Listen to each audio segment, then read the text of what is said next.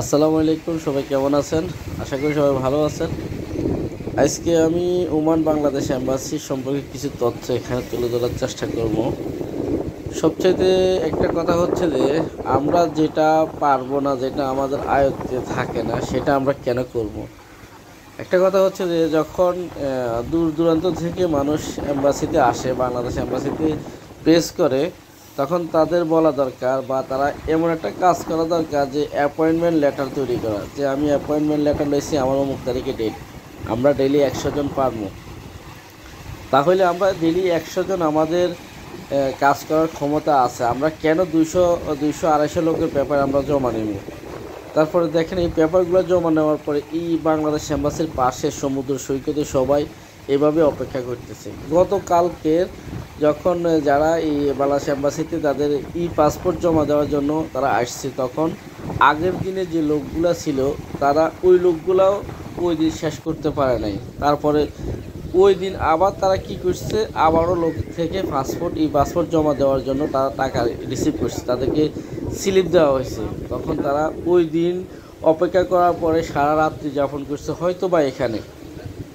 পরের দিন আমি গেলাম এম্বাসিতে আমার এক কাজিনকে নিয়ে, গিয়ে ওদেরকে জিজ্ঞেস করলাম আপনারা এখনও কেন এখানে বসে আছেন? তখন ওরা বললো যে আমাদের পাসপোর্ট কালকে জমা হয়েছে, আমাদের ফিঙ্গার দেওয়া হয় নাই, এই কারণে আমরা এখানে অপেক্ষা করতেছি। তো বলতেছে আপনার নাম্বার, সিরিয়াল নাম্বার কত? আমার কালকে সিরিয়াল নাম্বার 213। তারপরে যখন ওই দিন যখন এম্বাসিতে আমরা অবস্থান করতেছি, তখন আমার কাজিনের সিরিয়াল নাম্বার হচ্ছে ওই দিনের 61 নাম্বার। তাহলে ওইখানে আরও আগের দিনের লোকে এখনও 150 লোক তারা এখনও অপেক্ষা করতেছে। এই হচ্ছে বাংলাদেশ এম্বাসির অবস্থা। তারা যতটুকু পারবো তারা ততটুকু নিব, তার চেয়ে বেশি নেওয়ার দরকার কি? তখন আজকে আজকে যারা এই পাসপোর্টের জন্য যারা রিসিপ্ট নিছে, আজকেও 285 জনের উপরে। তাহলে তারা আজকের দিনও এখনও আগামী যে দিন গেছে ওই দিনের পাসপোর্টগুলোর যে ফিঙ্গারপ্রিন্ট নেওয়া হইব লোকে, তাদেরকে এখনও শেষ করতে পারে নাই। ওই দিন তারা বিকেল 5টা বাজে আগের দিনের যারা ফিঙ্গার জন্য টাকা জমা দিছে তাদেরগুলো শেষ করছে। তাহলে আজকে যারা 285 থেকে 270-90 জন মানুষ পেপারগুলো জমা করছে বা রসিদ নিছে, তাদের কি অবস্থা?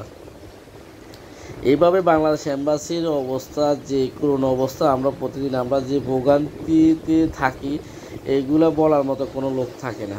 তো সবার কাছে অনুরোধ করবো, ভিডিওটা অবশ্যই সবাই শেয়ার করবেন সবার মাঝে, যেন সবাই দেখতে পারে আর শুনতে পারে বাংলাদেশ এম্বাসির বর্তমান পরিস্থিতি।